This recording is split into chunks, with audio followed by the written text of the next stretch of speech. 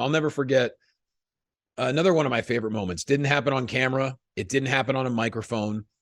I was doing a live event for SmackDown somewhere in New York, I believe, early March of 2020. And not early March. I want to say maybe a month earlier. And I was going to do a live hit from the crowd. Like we're going to do like a little giveaway at some point. And I was out in this one little section of the crowd, and it was about 5 minutes before we were going to go live. And there's a little 4-year-old girl just bawling her eyes out. And I was just like, me, I love kids. I grew up as being a physical therapist, working in pediatrics for a while. Like I just, I want to make kids happy. So this little girl's crying. Her parents are trying to get her to stop crying. I said, what's going on? And her mom goes, she thinks the Fiend is going to come out and get her. I'm like, oh, because, the Fiend. Man. Yeah. That's great. And I remember telling her, I go, hey, do you want to feel better? She's like, yeah. I said, here's the thing. The Fiend has a lot of powers, but the one power he doesn't have is coming this far out to the crowd. I said, so even if the Fiend shows up tonight, he's not able to come out here. So you have nothing to worry about. Even if you see the Fiend, he can't come out here. And by the time I got done talking to her, she was smiling again. It was the greatest. Like, I felt so proud of myself. Like, oh my God, I turned a kid from crying into making her happy again. And then we did the live hit. But the coolest part about that is the 25, 30 people sitting around that got to watch that. They're like, oh my God, this guy is a pro. Yeah.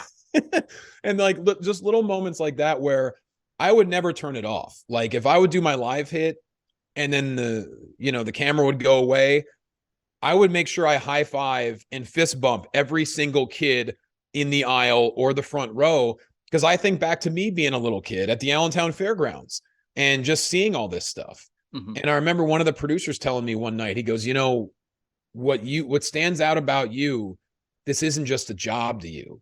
He's like, I've worked with a lot of people. I can tell how much you love this job because you're just not doing your job and then going backstage. You're high-fiving kids. You're saying hello. You're talking to them. Passion. And for me, it wasn't that I felt like I had to. It's just that's what I want to do. Like putting smiles on faces is what it's all about.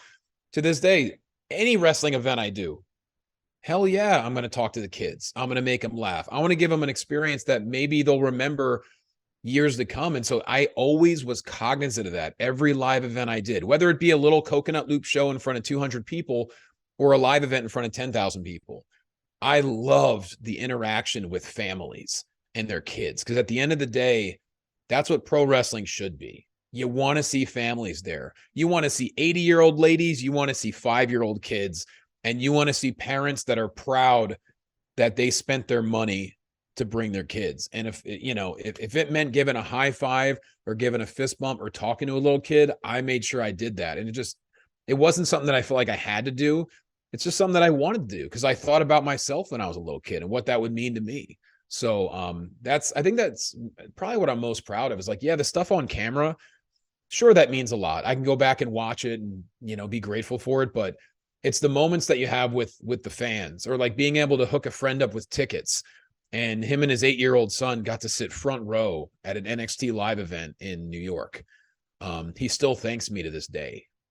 I didn't even do anything. I just said, hey, can my friend have tickets? Didn't know they were going to give him front row seats, but they did.